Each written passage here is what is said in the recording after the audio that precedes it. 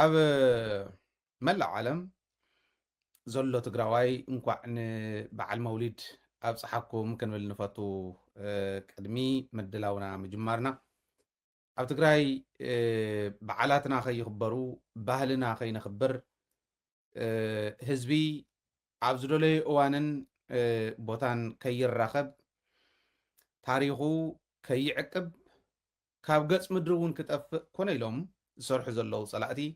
መውሊድ ከምቲ ልሙድ ኣብ ኣደባባይ ተወፂኡ ከይስገድ ጸሎት ከይግበር ዱዓ ከይግበር ጸላእትና ልክዕ ከምቱ ኣብ ኣሸንዳ ዝገበርዎ ሕዚ እውን ኣብ ማሕበራዊ ሚድያ ባዕሎም ይነግሩና ኣለዉ ናይ ድሮን ጥቕዓት ፈሪሖም ተጋሩ መውሊድ ምሸት ክኽበር እሞ ከዓ ኣብ መስጊድ ኣብ መሳግዲ ዱዓ ክግበር ኢሎም ኣዚዞም ኣለዉ ናይ እስልምና ቤት ምኽሪ ናይ ትግራይ ጠቕላሊ እስልምና ቤት ምኽሪ እዚ ኢሉ ኣውፂሎ ይብሉና ብርግፅ ኣውፅኦም እዮም ትክክል እዩ መራሕቲ ጠቕላሊ ቤት ምኽሪ እስልምና ትግራይ ናይ ነቢ መሓመድ ልደት በዓል መውሊድ ክኽበር ከሎ ከመይ ከም ዝነበረ ቅድሚ ሕዚ ይፍለጥ እዩ ነገር ግን ሕዚ ህዝቢ ትግራይ ካብ ገጽ ምድሪ ንምጥፋእ ዝኸይድ ዘሎ ጸላኢ ኣብ ልዕሊ ህዝቢ ትግራይ ታርጌት ገይሩ ሰላማውያን ህዝብታትና ሰላማዊ ምንቅስቃሶም ኣብ ዝገብርሉ ደብዳባት ይፍጽም ስለ ዘሎ እዚ የጠናኺሮም ይኸዱ ስለ ዘለው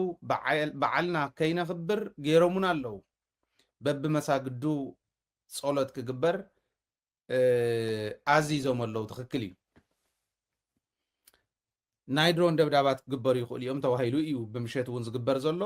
ኣብቲ ቅድሚ ሕዚ ዝግበረሉ ዝነበረ እውን ዘይተገበረሉ ማለት እዩ ስለዚ በዚ ኣጋጣሚ እቲ ጸቢብ እዋን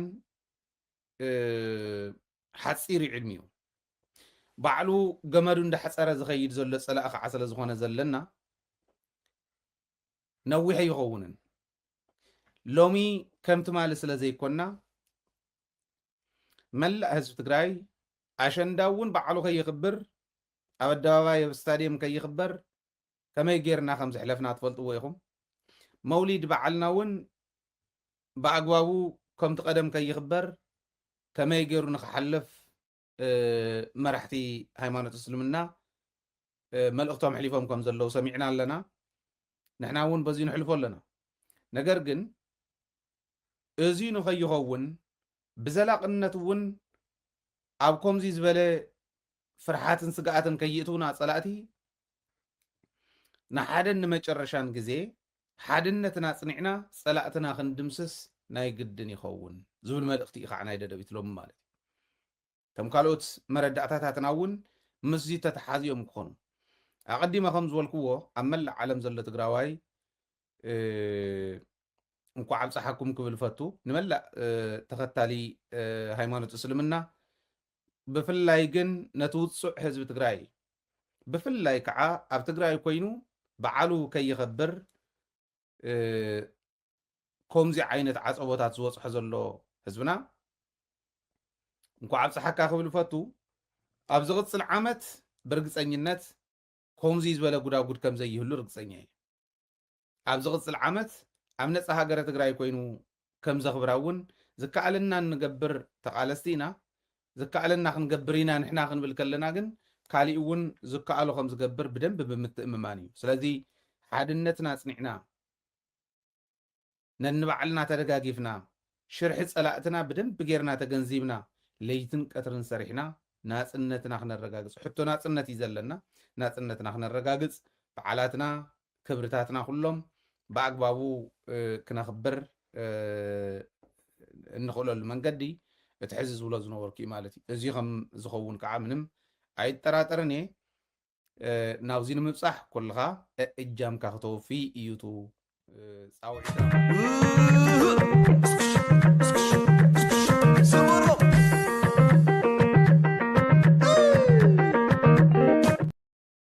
እዚ ኢለ ናብቱ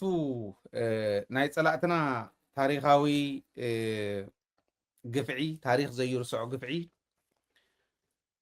ኣብ ልዕሊ ህዝቢ ትግራይ ዝወሰንዎ ውሳነ ሕዚ እውን እንተኾነ በታ ዝወሰንናያ እንተዘይኮነትልና ኢሎም ለይትን ቀትርን ዝፅዕሩ ዘለዉ ፀላእቲ ኣለውና ትግራዋይ ንምጥፋእ ትማሊ ኣብ ክልተ ወረዳታት ኣብ ወረዳ ፅምብላን ወረዳ ራያ ዓዘቦን ደብዳብ ድሮን ኣካይዶም እዞም ደብዳባት ድሮን ከምቲ ንሶም ዝብልዎ ዘለዉ እንተይኮነ ትማሊ ከም ዝሕለፍናዮ ተመሊስኩም ክትርእይዎ ትኽእሉ ኢኹም ሕፅር ዝበለ ኣብዴት ሕሊፍና ነርና ትማሊ ከም ዝሕለፍናዮ ኣብ ልዕሊ ህዝብና ኮነ ንብረትና ዝበፅሕ ጉድኣት የለን ነገር ግን ከም ተጋሩ ኣብ መሬት ትግራይ እስካዕ ዝዓለበ ቡምባ ፀላእቲ ተጋሩ ታርጌት ገይሩ ዝመፀ ቡምባ እዩ ኣይተሳኽዐሎምን ብሓይሊ ፈጣርን ብብቕዓት ሰራዊትና ነንበር እንተተሳኽዐሎም ነይሩ ሓሲቦሞ ክመፁ ዝኽእሉ ኣብ መሬት ትግራይ ዝድርብይዋ ዓረር ትኹን ዝተኩስዋ ዓረር ትኹን ዝድርብይዋ ቡምባ ትግራዋይ ንምጥፋእ ዝዓለመት እያ እዚዩ ኣስተውዒሉ ንዝርኢ ትግራዋይ ተርጓሞ የድልዮም ኣብዚ ዓመት እዚኣ ጥራሕ ካብ ራያ ጀሚሮም ካብ ጫፍ ደቡብ ትግራይ እስካዕ ጫፍ ሰሜን ትግራይ ካብ ጫፍ ምዕራብ ትግራይ እስካዕ ጫፍ ምብራቅ ትግራይ ደብዳባት ፈፂሞም እዮም 14 ግዜ ናይ ድሮን ደብዳብ ፈፂሞም ኣለዉ ቆፂርናዮ ትማሊ እውን የቕርቦ ከም ዝነበርኩ ናይ ትማሊ ጉድኣት ስለ ዘየብፅሐ ምንም ዋጋ ይንህወን ክንብል ይንኽእል ህዝቢ ትግራይ ሕዚ ቅድም ኢለ ዘንበብኩልኩም ናይ መውሊድ በዓል ከየኽብር እኮ ከልኪልዎ ዘሎ እቲ ከምኡ ዝበለ ደብዳባት እዩ ኣበይ ከም ዝድብድብ ስለንፈልጦ እዩ ታርጌት ገይሩ ዝኸድ ዘሎ ህዝቢ ትግራይን ጥራሕ ምዃኑ ስለንፈልጥ እዩ ካብ ናይ ቦርደር ራያን ዓፋርን ጀሚርኩም ቦርደር ራያን ዓፋርን ድሕሪኡ ናብ እንትጮ ኣብ እንትጮ ክልተ ኣብ ጸለምቲ ኣብ ቆላ ተንቤን ኣብ ሸራሮ ኣብ ሸረሪና ተደጋጋሚ ዝተደብደብሉ እዩ ኣብ ዋጃ ጥሙጋ እንተሎ ምስ ሚሳይሉ ዝነበረ እዩ ኣብ መረዋ ኣብ እንድርታ ክልተ ኣብ መቐለ ክልተ ኣብ ናይሎም እውን ክልተ እንዶም 15 እዩ ኮይኑኒ 15 ኣብዚኦም ኣብ ዝተፈላለዩ ከባቢታት መጠኑ ይፈላለ ይኸውን እምበር ጉድኣት ኣብፅሖም እዮም ከምቲ ናይ ትማሊ ዝበለ ጉድኣት ዘየብፅሕሉ እውን ኣሎ እቲ ናይ ሽርሑ መወዳእታ ዝገለፀሉ ናይ እንድርታ ብድሮን ንግሆ ብኣንቶኖቭ ከዓ ምሸት ድሕሪ ሰዓት ማለት እዩ ደብዳብ ዝፈፀመሉ እዋን ተመሊስኩም ኣስታውስዎ እታ ኣየር ተጋሩ ሒዛ ኣሸንዳ ዘኽብራ ተጋሩ ሒዛ ትመፅእ ዝነበረት እያ ደድሕሪኣ ተኸቲላ ግን ኣንቶኖቭ መፅያ ደብዲባ ኸይዳ ራዳራይ ሓዛን ማለት ኣይኮነን ግን ተተተኪሱ ካሊእ ህዝቢ ኣጥፊኡስ ህዝብና ኣጥፊኡ ኣብ ልዕሊ ህዝብና ደብዲቡ ካሊእ ህዝቢ ኣጥፊኡ ዲፕሎማስያዊ በትርና ከሕድገና ዝኸይድ ዝነበረ ፀላኢ እዩ ብዝኾነ እዚኦም ከምዚ እንዳበሉ ክመፁ ከለዉ እቲ ሓደ ደብዲቦም እኳ ስቕ ከይብሉ ብኦጥቂዖምና እኳ ስቕ ከይብሉስ ኣብ ልዕሊ ናይ ሕወሓት ኣፅዋር ደብዳብ ተገይሩ ኢሎም ኣፅዋር ሕወሓት ማለትስ ህዝቢ ትግራይ ኢለካ ከምኡ ገይሮም እዮም ዝሓስብዎ ኣብ ልዕሊ ህዝብና ዝገበርዎ ደብዳብ ኣፅዋር ሕወሓት ተሓምሽሹ ይብሉ ኣብ ኩለን ዘውፅዎን ዜናታት እንተሪኢኹመን ናይ ግሊ ሚድያታትን ናይ መንግስቲ ሚድያታትን ዘውፅአን ኣብ ናይ ሕወሓት ኣፅዋር ወቂዕና ይብሉ ህዝቢ ትግራይ ከም ህዝቢ ከም ዘይርእይዎ ከም ሰብ ከም ዘይርእይዎ ብደንቢ ገይሩ ከረጋግፅ ካሊእ መርትዖ የድልዮን ኣብዚ ዓመት እዚኣ ተገበረት ጥራሕ እኽልቲ እያ ኣብ ልዕሊ ሰራዊትን ህዝብን ታርጌት ገይሩ መፅዩ ህዝቢ ትግራይ ንኽፀንት ሰራዊት ክህልዎ የብሉን ሰራዊቱ እንተተወቂዑ ህዝቢ ርእሱ ከድንን እዩ ህዝቢ እንተተወቂዑ እንዳቐነሰ ኸድ እዩ እቲ ዕላማና ምስ ታሪኾም ትሕቲ መሬት ክነስፍሮም ኢና ዝበልናዮ ክኾነልና ኣለዎ ኢሎም እዮም ዝኸዱ ዘለዉ ፀላት ተዝሕዝን ተጋሩ ምስኦም ኮይኖም ነቲ ሓሶት ንሱ ክቃወሉ ከለይ ልክዕ ከምቱ ኣብ ቅድሚ ሕዚ ዝገበርዎ ኣብ ናይ ህወሓት ወታደራዊ ካምፕታት ተፈፂሙ ኢሎም ኣብ ናይ ራያ ዓዘቦን ኣብ ናይ ፅምብላን ዝተገበረ ናይ ትማል እውን ኣፅዋር ሓምሽሽና እዮም ዝብሉ ብርግፅ ኣፅዋር እውን ኣይሓምሸሹ ኣፅዋር እውን ኣይወቕዑን ሰራዊት እውን ኣይወቕዑን ህዝቢ እውን ኣይወቕዑን ግን እቱ ዕላማ ስለ ንርኢ ኣብ ልዕልና ዘለዎም ፅልኢ ኣብ ልዕልና ዘለዎም ጭካነ ናይ መወዳእታ ግዜ በፂሑለ ኢለ እየ ዝኣምን ትማል ዝበልኩም ነገር ነይሩ ዝብልዎ ዘለዎ ሓሶት ምዃኑ ተርጓሞ ድልይኩም ኣይኮነን ዝብል ዘለኹ ንሶም ስርሖም እዮም ዝሰርሑ ዘለዉ ንሕና እውን ስራሕና ንስራሕ ናይ ሚድያ ቅንብር ክሰርሑ ከለዉ ሚድያን ፕሮፓጋንዳን ስራሕቶም ኣቀናጅዮም ክኸዱ ከለዉ ናይ ሚድያን ፕሮፓጋንዳን ስራሕትን ኣቀናጅና ምኻድ ኣብኡ እንተስዒርናዮም ኣብቲ ካሊእ ክስዕሩና ይኽእሉ እዚ ኢቱ ዋና ነገር ክንሕዞ ዘለና መቐፀልታ ናይቲ ናይ ፅንተት ጉዕዝኦም ከም ምዃኑ ንሪኦ ኣለና ሕዚ ዝጀመረ ኣይኮነን 6 ዓመት ገይሩሎ ኣክቲቭ ጀኖሳይድ ካብ ዝጀመር ሻመናይ ጀኖሳይድ ማለት እዩ እቶም 7 ቅድሚ ሕዚ ተፈፀሙ እዮም ስለዚ ሓድሽ ኣይኮነን ኢልና ስቕዲና ክንብል ማለት ንሳቶም ይገብርዎ ዘለው እናተዓዘብና እንታጉደፉና እንዶ እንዳበልካ እንዳለመንካ ዲስቕ ዝበሃል ወይስታ ኢና ክንገብር ዝብል ግን ትማሊ ሓንቲ መልእኽቲ ሕሊፈ ነይረ 100% ምዃነ ይከኣልን ነገር ግን 90% ርግፀኛ ኮይነ ክዛረቦ ዝኽእል ሰራዊትና እውን ትዕግስቲ ወዲኡ እዩ ህዝብና እውን ትዕግስቲ ወዲኡ እዩ መንግስትና እውን ትዕግስቲ ወዲኡ እዩ እዚኦም ጥራሕ ግን ኣይኮነን እቶም መላፍንትና እንብሎም ኣብ ልዕሊ ህዝቦም መከራ ዝበፅሖም ዘሎ ህዝብታት ጎረባብቲ ህዝብታት መፃምዲ ህዝብታት እንብሎም መፃምዲ ውዳበታት እውን እንብሎም እዚኦም እውን ትዕግስቶም ወዲኦም እዮም ንሶም ፀኒሖም እዮም ንሕና ንሶምን ከይንናበብ ተገይሩ ዝነበረ ፍሕሶ ግን ክብጠስ ስለ ዝነበሮ እቲ ፍሕሶ ንሱ ንምብጣስ ዝተወሰደ ግዜ እዩ ነይሩ በርትዕግስትና 15 ግዜ ክድብድበካ ከሎ ሓደ ዓመት ምናልባሽ ዩክሬንን ራሽያን ይደባደባ ኣለዋ ክበሃላ ከለዋ ክንድኡ ዘለዎን ይመስ 15 ግዜ ይደብድብና ዘሎ ኣብ ዓመት ውሽጢ ስለዚ እንታይ እዩ ክግበር ዘለዎ ሕዚ እንታይ ኢና ተፅቢት ንገብር ትዕግስቱ እንተወዲኡ ኩሉ ናይዚ ሰብ እዚዩ ናይ መወዳእታ ዕድመ ስልጣን ማህተም የንብረሉ ኢለ እየ ዝኣምና ከምኡ ኢለ ፅሒፈት ማሊ ጃህራ ይብሉ ነይሮም እቲ ሓደ ነገሩ እቲ ብጣዕሚ ዝሕዝን እቲ ሓደ ክዛረብ ከሎ ነንባዕልና እንዳተነዓቕና ክንከይድ ገይሮም ይሰርሑ ስለ ዘለው ኣውዒዕዎት ከም ዘለው ትርእይዎም ተሉ ኣነ ይሪኦም ኣለኹ ነንባዕልና እከለ ዝበሃል ምሁር ኣለና እከለ ዝበሃል ብሄርተኛ ኣለና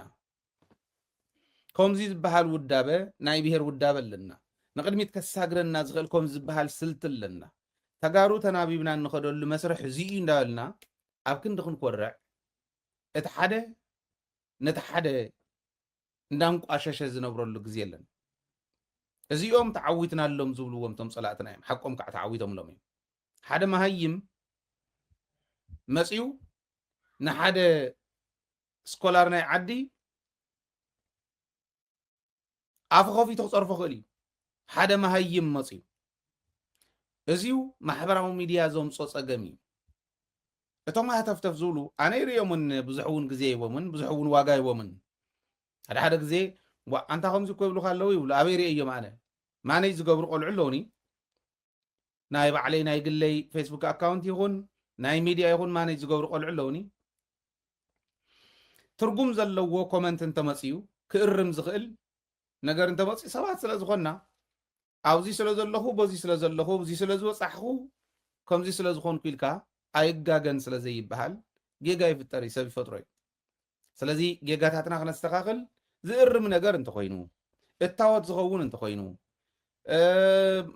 ዝኾነ ነገር ሰሪሕና እውን ቀፅልሉ ዝብል እንተኮይኑ እዚኣቶም ይጠቕሙና እዮም ሓዝዎም ኣምፅለይ የምፅለ እዮም ካብ ወፃእ ዘሎ ግን ዋጋ እንህቦ ኣይኮነን ዋጋ ይተሓውዎ ባህል እያ ነቲ ናይ ማሕበራዊ ሚድያ ወይለ ፀረፍቲ እውን እኮ ይኸፍሉ ነይሮም ጻድቃን በዓል ነጊርና ንእከለ ፀሪፎ እየ እሞ نأكل صريفة يسلز خون كوس جنزب كفالون زبلي مصوني يميل بس يكون أقرأكم الله وزخون نجار بفيسبوكن بخالين عجوجو بيلم جنزب تراش كوي نسقيلو كم جحاف مانم جحاف دربي مسئل لغيلو نأكل صريفة يوم مسئل لغيلو جنزب زحت الجزئنا زلنا أو كم زي عينت كالسيوم زكايب نحنا سمارت نخون مو كم زبلو عنداول إنهالو ندادرف إنهالو سرحنا سرحنا وصيتنا نرئ بهالي يعني تقراواي كوينو كجنزو زلوو إزي إيو ويل إزام سلازي عاوزين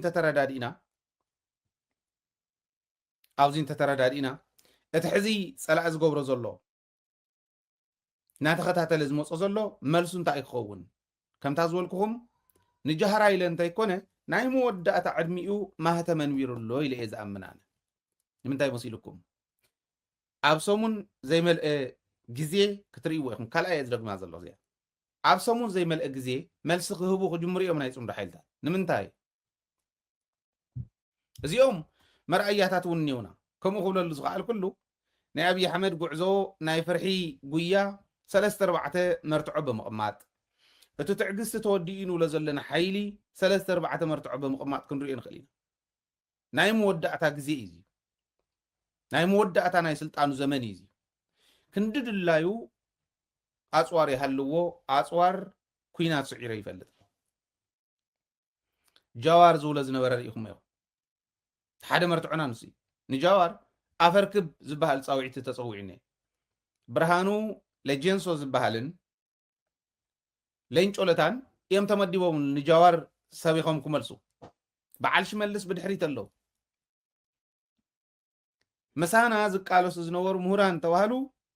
أما 8 مليون توهايو ملو تجنزب توهاو من منتاي كم مخان نفلطين أزيوم وصيم بعلم سكع الزارو كم جار كنت صبا يمينا جوار جن أورد بقلتي أقميت الله 3 نجار أقميت هذا أبي أحمد بقى أمتش الرشا سبرينت جيرو كنركو وصل زي كألنا سعيرنا إيو بليسنا إينا تسعيرنا بليسنا إيو ناو مسيو بلوس مخانو بتعمي تفلي تهو خمز اللوو يسبخ نير كلاي نايدرون كوماند اللوو يونايتد عرب إماراتس حجز تدربي إزخون نايدرون كوماند اللوو بسر ما نما يخلونا بإس أفريقيا خمز ولا الدراجي لنا سقعت نمتتاوي درون إمباكت يفترن تسعونا يقولون يبلوكم سابقة تلسل إمانون جن سراويت ناي اتتمر سراويت النبلو تناي تمر سراويت ناي مجمريا خسر حزن لو نابنت كاب سمرات العل اب سمرا يختحز كاب بحر دار كاب كومبلشا كاب غوندرين كل علا زين تندرون مليسكا ناب كالي مسداد كم زكال تبيزون ملعلي بيز غيركا موساد كم زكال ايت تطراطرو زي ايت تطراطرو نجهرا يكونن زارو زلو كغورو ناي ولو فانو كومبلشان تحيزو ناي غوندر فانو غوندر انتحيزو توم ناي درون بيزن ناي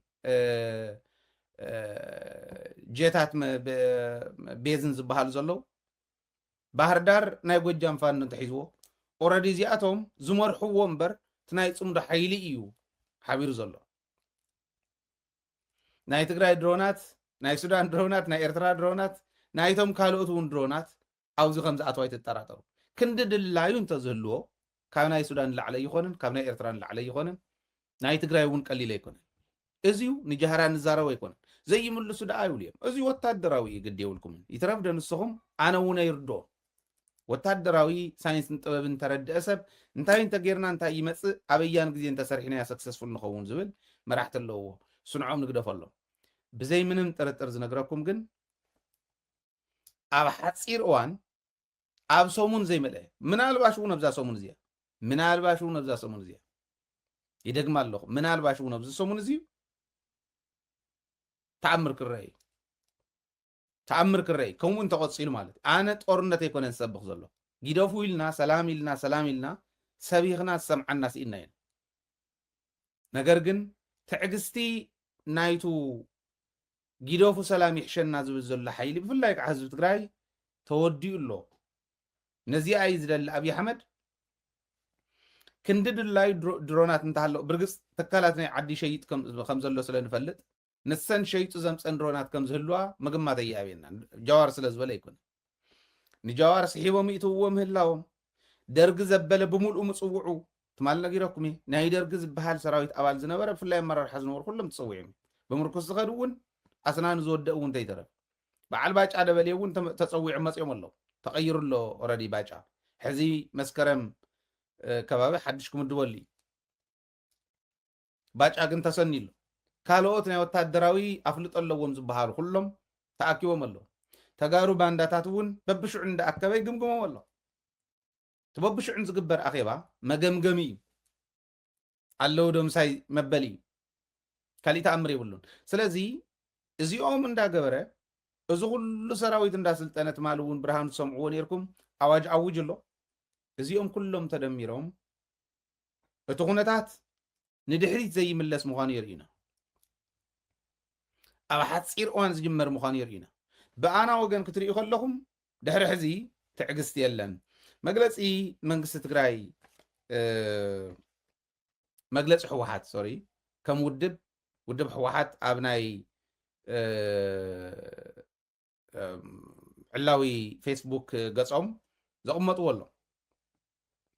مجلس حوحات جنسايد أو سرعات أبي أحمد أو كتماتاتنا كشتاتنا عيني باللي سني باللي دبدابات يقبر الله فتحاو قالسنا بقف عنياتات بناي قف عنياتات قفعي بناي قف عنياتات دبداب أي خبسن قدم عامتات كاب قص مدر خطفانا وسين زجمرو جنسايد حزوني قصلو اللخم زلون أب هزبي أم دبداب وق أم مخفات يركب يبل نفس وقف تقراواي تارجيت جيرو زقبرو زلو قبر أكا مخانون يقلص صعر سلاماو مفتحي نسيقو دبدابات موريس يخيد الله أبايتا زي اللي دردر الله يلون نايوري بروباغاندا ينزح الله سلازي قال سنة فتحاوي بترى تنقلن عرماني النتني عنك أفن يبل ملا هزب تقراي دقن وش تنزله أو قوني منقص تقراي أو قوني تتناي مخات حيلي كسلف نحنا ونصاوعتنا نغرب سراوي تقراي تمال السمعون يركم نايم عراب جنبار أمرارحا قال يوم ملغتي حلفون يرى نحنا فيش كان أي منقصتنا إنا نصب زلنا نحنا حزبنا يشفشف كم زلو مريتنا تغوريرو خم زلو لعلاونتنا تدفيرو خم زلو مسل عرسو الساننا ترقيصو خم زلو نفلت سلائي ببزحات كون بمدلاو سقينا يين نفلتن عقمي يبلنا نيلنا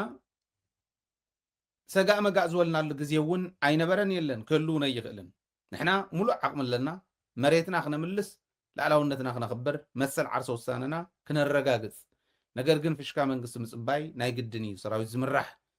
بمنقص إيو إلى منيرا أزيت مالي زرع خومي تمالي سكونا تنايت مالي بروغرامنا دادويت ميديا أوفيشال زبل يوتيوب channelنا أتفهم كتري وتغليهم بتلفزيون أما علتا سلزخونا زدقم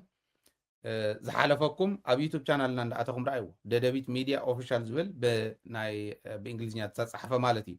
سترا حيكونن قدمي لهم عزز سراوي تقراي زيوبلون يرام كوين كلون لهم زرقايت من كل من تقبل من كل من تطفل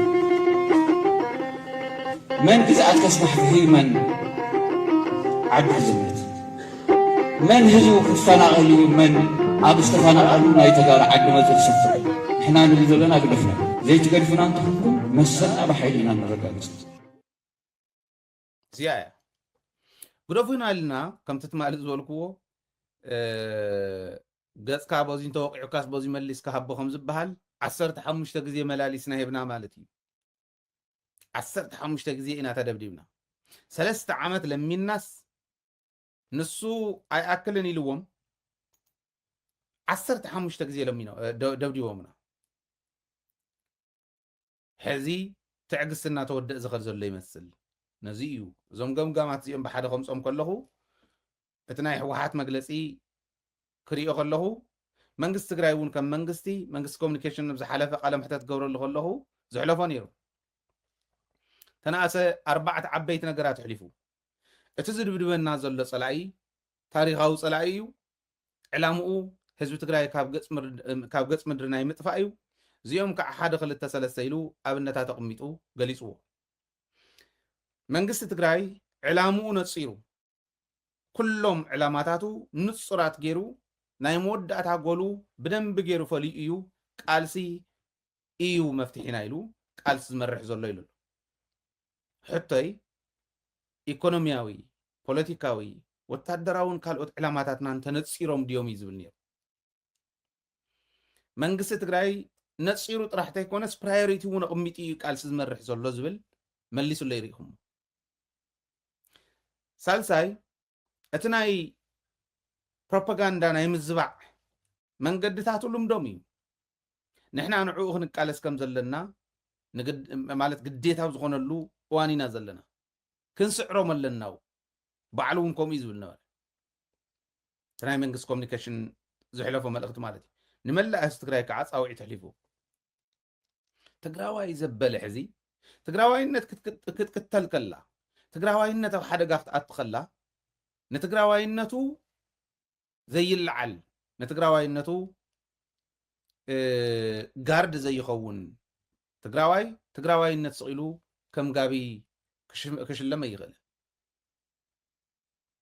ስለዚ ትግራዋይነቱ ከረጋግጽ ክኽእል ኣለዎ ንትግራይ ብምክልኻል ካብ በላዕቲ ብምክልኻል ማለት ስለዚ እቲ ሕዚ ዝሰማዕኹሞ ናይ ጆን መዲድ ትማሊ ሽሙ ዘይፈለጥክዎ ግን ናይ ግንባር ምዕራብ ኣመራርሓ ዝኾነ ይዛረብ ነይሩ ኣብዚ እውን ኣቕሪብና ነርና ኩሉ ኣብ ኩሉ ከባቢ ዘሎ ሰራዊትና ድልው እዩ እዚ ሓደ ክፍተት ዝብሎ ኣብዚኡ ኩሉ ግዜ ምስጊንካ ምሕላፍ ጥራሕ ኣይኮነን ክፍተት ተሃልዩ ነቲ ክፍተት ብደንብ ምልዓል ወሳኒ ስለ ዝኾነ ሓደ ክፍተትና እዚ ሚድያ እዙይ ንኣብነት ደደቢት ሚድያ ብፅንዓት ስታፉ እዩ ዝኸይድ ዘሎ እምበር ጥቕሙ ፈሊጥዎ ኣይኮነን ፎር ግራንትድ ኢና ንወስዶም ነገራት ለይትሰይ ንኣብነት እስክንበል ደደቢት ይኹን ካልኦት ሚድያታት ናይ ትግራይ ብፍላይ ናይ ፈነወ ሚድያታት ዝበሃላ ደደቢት ድምፂ ወያነን ትግራይ ቴሌቭዥንን እየን ደደቢት ዝሰምዓሉ እቲ ህዝቢ እውን ካሊእ ትርጉም ሃልይዎ ኣይኮነን ደደቢት ካብ መኸተኣ ፍጹም ፈልከት ዘይትብል ካብ ህዝባውነታ ፍጹም ፈልከት ዘይትብል ህዝባዊ መስመራ ሒዛ ትቃለስ ዘላ ሚድያ ስለ ዝኾነት እዩ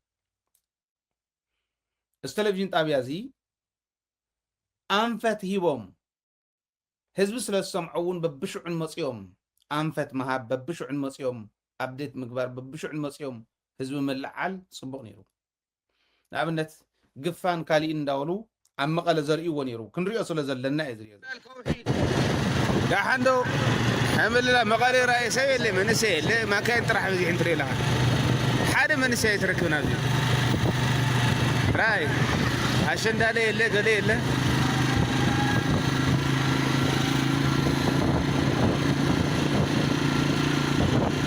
ራይ ዋና ከተማ እዚ ሓደ መንእሰይ የለ 12 ሰዓት ኮይና ግፋ ስለትበሃል ኩልና ፈሪሓ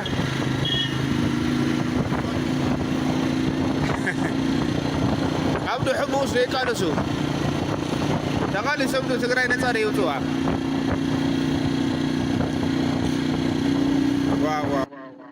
ሕዚ እቲ ድምፂ እውን ከይርብሸኩም ድምፂ ኣጥፊኤ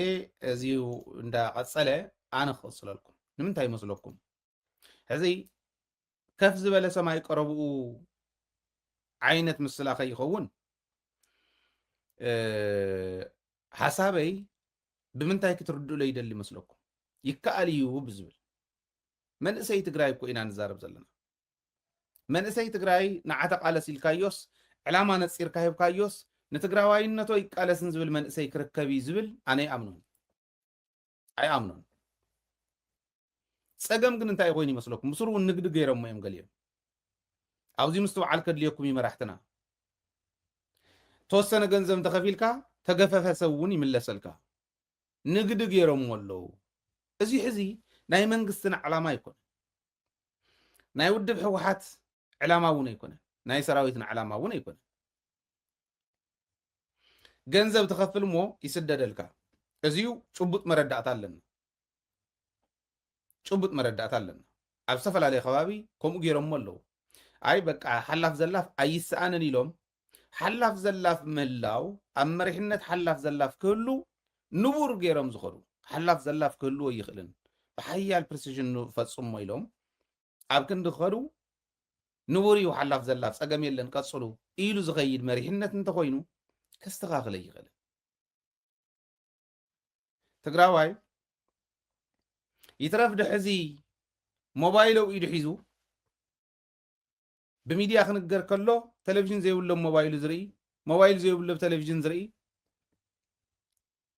እዚ ዘይብሎም መድረኻት ክፅውዑ ከለዉ ኣብ መድረኻት ዝረኽብዎ ኮይኖም እቲ ቀደም እኳ እቲ ቀደም ብጦፈኛ ኣብ ዝለኣኸሉ መረዳእታ እንተሓፂሩ ኣብ ሰሙናት ኣብ ዝበፅሓሉ ካብ ቦታ ናብ ቦታ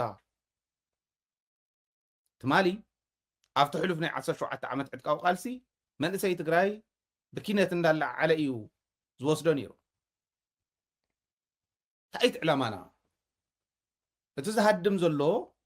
ትዝጠፍእ ዘሎ ዝኸይድ ዘሎ ናብ ስዑድ ዓረብዲ ናብ ካልኦት ናይ ከባቢታት ኢትዮጵያ ኣብኡ ተገፊፉ ናብ ካሊእ ዝኣቱ ዘሎ ናብ ካሊእ ሓደጋ ዝኣቱ ዘሎ ሓደጋ ከም ዘለዉ ዕላምኡ ነፂሩ ይኸይድ ከም ዘሎ መንግስቲ ትግራይ ግን ዕላማና ኣሳኺዕና ናይ መወዳእታ ዕላማና ስርዓት እዚ እንተሲዒርና ሃገረ ትግራይ ክትምስረት ኢኻ ንፀብበ ይኮናን ዘለና ዋላ መሬት ተፀበበት በዚ ህዝቡ እውን ከምቲ ዝነበረ ክንድና ኢትዮጵያ እንተዘይኮነ ትግራይ ክትቅፅል መፃእ ወለድኻ ከምቲ ወለድና ትማሊ ተቃሊሶምስ ንሕና እውን መይስና ሕዚ ንቃለስ ዘለና ከምኡ ዝበሃለ ይህሉን እንተሃለዎ እውን ሃገርካ ሒዝካ እስኻ ኮንካ በዓልካ ኮንካ ትቃለሶ በዓልካ ኮንካ ምስ ዓለም ትናበበሉ መድረክ ክንፈጥረልካ ኢና ዝብል ዕላማ ነፂሩ እዩ ዝኸድ ዘሎ ሰራዊት ትግራይ መንግስቲ ትግራይ እንተተባሂሉ ዘይቃለስ መንእሰይ የለን መንእሰይ ክፈርሓካ እንድሕር ክኢሉ ሓደጋ እዩ ከምቲ ቀደም ከይመስለኩም ዋላ ንሕጂ ትዝጎደለ መስርዕ ዝጎደለ ስለዘሎ ተሎተሎ ክመልእ ስለዘለዎ ተሎተሎ ዓንተወይ ዝብላ ዝነበርኩ ትዕግስትና ወዲእና ኢና እንድሕር ኢልና ትዕግስትና እንድሕር ወዲእና ስለዚ መልሲ የድሊ እንድሕር ንብል ናይ ግድን መንእሰይ ክቃለስ ክኽእል ኣለዎ ዝብል ሓሳብ ዋላ እንተሃለወ ኦቨርናይት መንእሰይ ኩሉ ኣውፂና እዮ ክንሓድር ንኽእል ኢና ከኣምን ግን ክኽእል ኣለዎ ከኣምን ኣለዎ ይትረፍዶ ንሶም ዓፋር ዘለው ሰቆጣ ዘለው ዝተረፉ መናእሰይ ካብቶም ተመለሱ ዝተረፉ እውን ምስ ብረቶም ሰተት ኢሎም ትግራይ ከኣቱ ምግባር ይከኣል እቲ ጉዳይ ትሕቶ ሕቶ ንፁርነት ዕላማ ሕቶ ፍትሒ እዩ ዝኸውን ዘሎ እዚአን እንተተረጋጊፀን ትግራዋይነት ዝሕልዎ ትግራዋይ ኩሉ ክኸውን ናይ ግድን እዩ እቶም ዝተርፉ ብኢጎ ብሌብነት ብናይ ስልጣንን ገንዘብን ድሌት ዝኸዱ ዝተረፉ ውሕዳት እዮም ዝኾኑ ሽዑ ክውሕድ ከሎ እንዳው ሓደ ክኸድ ከሎ ናይ ሞራል ውድቀት ይዘጋጥሞ ድሕሪኡ ቀስ ኢሉ ናብ መረበቱ ከም ዝምለስ ኣይጠራጠርን ማለት ስለዚ እዚኦም ብደንብ እንዳርኣና ክንከድ ሓደጋ እዩ ህዝቢ ዝብሎ ዘሎ ትሰምዕዎ ኣለኹም ኣሸንዳ እኳ በዓሉስ ኣብዘን ዝተገበራ ኣብ ዝተፈላለየ ከባቢታት ዝተገበራ ዝረኣኹመን ኣሸንዳ ክበር ከሎ ትደርፊ ኣብ ራያ ኮይኑ ኣብ ተንቤን ኮይኑ ንሕሞራ ውሰደኒ ስየን ዝብላ ነይረን ተነዋልድ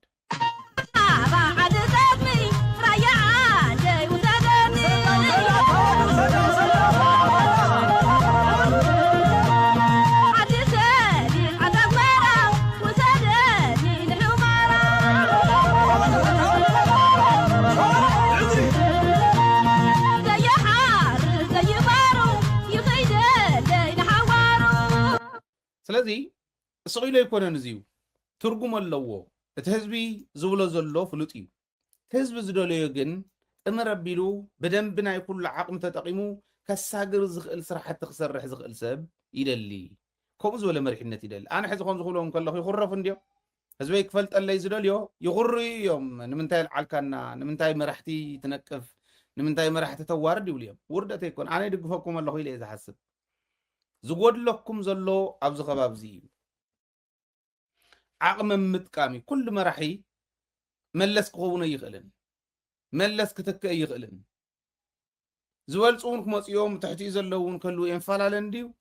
መራሒ ግን መራሒ ዘብሎ ዓቕሚ ዓዲ ዓቕሚ ሃገር ዝጥቀም እንተኮይኑ ኩሉ ቆፅ ክደሊ እውን ንቡር እዩ ኤክስፔክትድ እዩ ሰብ ነታ ስልጣን ነቲ ሓንቲ ወንበር ኩሉ ክስቀላ እዩ ዝደሊ ኦኬ ዓቕሚ ዘለዎ እውን ዓቕሚ ዘይብሉ እውን ኣነ እዩ ዝብል ሓደ ኣብነት ክነግረኩም ሲ ኣነ ክሓስቦ ከለኹ ሓዳሩ እውን ብኣግባቡ ዘመሓደረ ይመስለኒ ተደዋዊልና ክነውግዕ ከለና ብዛዕባ ንዓለም ከምዚ ትብል ትድግፍ ንእከለ ትድግፍ ዝብል ብሶሻል ሚድያ ክዓብዱ ከለዉ ይድውለለይ እሞ ዓለም እኮ ንሱ እኮ እዩ ከምዚኣ ገይረ ትሪፍኒ እምበር ኣነ እኮ ኣብቲ ዘለዎ ደረጃ እውን ኮይነ ክመርሕ ዝግባኣኒ ሰብ እኮ እየ ነይረ ይብለኒ ግልፂ የዛረብ ዘለኹ መን ምኳኑ ባዕሉ ይፈልጥ ከምኡ ይብለኒ ግን ኣነ ስኢለ ማለት ሓደ ትግራዋይ ተቃላሳይ ትግራዋይ ኮይነ ክሓስቦ ከለኹ እቲ ሰብ ንሱ ብርግፀኝነት እየ ዝነግረኩም ዘለኹ ስኢለ ከምኡ ስለ ዝበለ ፀሊአ እዩ ኣይኮነን እርግፀኛ እየ ሰበይቱ እውን ምስ ደቃ ከምዚ እኮቢልስ ሊደር ናይቲ ገዛ ኮይኑ ክመርሕ ዝኽእል ሰብ ኣይኮነን ዓዲ ክመርሕ ይትረፍ እሞ ክመርሕ ገዝኡ ክመርሕ ዝኽእል ሰብ ኣይኮነን በዓል ከምዚኦም ዝበሉ እውን ነታ ስልጣን ይምነይዋ ስማርት ዝኾኑ ዓዲ ከሳግር ዝኽእል ዓቕሚ ዘለዎም እውን ነታ ስልጣን ይምነይዋ ንቡር እዩ ስልጣን ከምኡ እዩ ፍቅረ ንዋይ ከምኡ እዩ ፍቅረ ስልጣን እውን ከምኡ እዩ እዚኣቶም ዝእለዩ ብምንታይ መሲልኩም ዓቕሚ ዘለዎ ሰብ ንኩሉ ደደረጅኡ ከፍልጦ ክኽእል ከሎ እዩ ስኻብዚ ኢኻ ኢለ ኣይኮነን ዓቕሚ ዘለዎ ሰብ ነታ ዓዲ እንተመሪሕዋ እታ ዓዲ ተህዝቢ እዩ ነቱ ፀረ ሰላም ፀረ ልምዓት ፀረቱ ፍትሓዊ ከይዲ ዝኾነ ሓይሊ እንዳዓለዮ ዝኸይድ ህዝቢ ህዝቢ ደንቢ ክንርድኦ ክንክእል ኣለና ዝብል እምነት ኣለኒ ሕዚ ህዝቢ መራሒ እዩ ዝመስል ስለ ዝበሃል ከምቲ ዝብለኩም ዘለኹ ብስሩ እውን ከምኡ ኮይኑ ስለ ዝረኣናዮ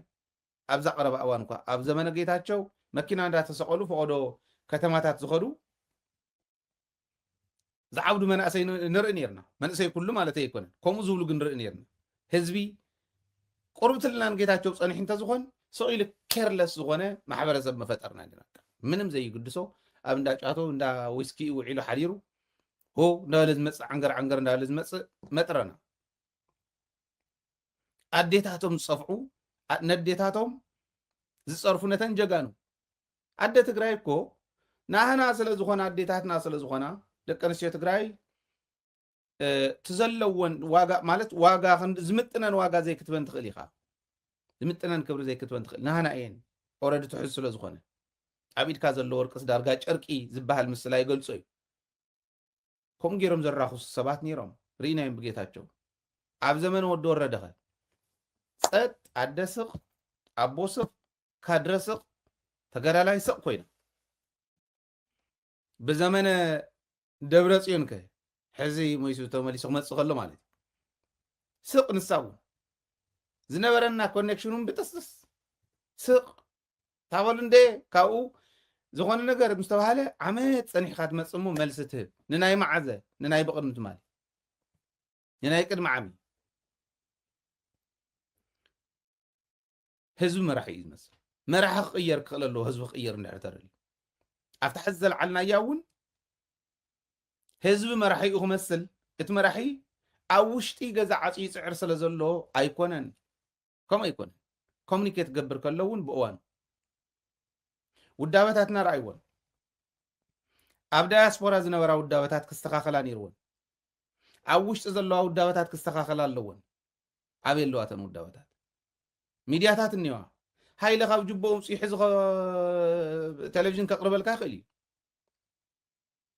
ሃይለ ዝኾነ ነገር እንተኾነ ልክዕ ከምቲ ኮይነ እየነበርኩ ኣይወሎ ፈጣሪ ናብኡ ደጊሙ ኣይውሰደኒ ግን ከምኡ እንተኾነ ጠጠው እያ ትኾን እዚ ሚድያ እዚ ተወዲቡ ፀኒሑ እንተኮይኑ መንግስቲ ዝፈልጦ ተወዲቡ ፀኒሑ እንተኮይኑ ኣንፈት እናተውሃቦ ፀኒሑ እንተኮይኑ ናይ ብራንች መራሕትና ናይ ኣብዚ እውን ዘለው መራሕቲ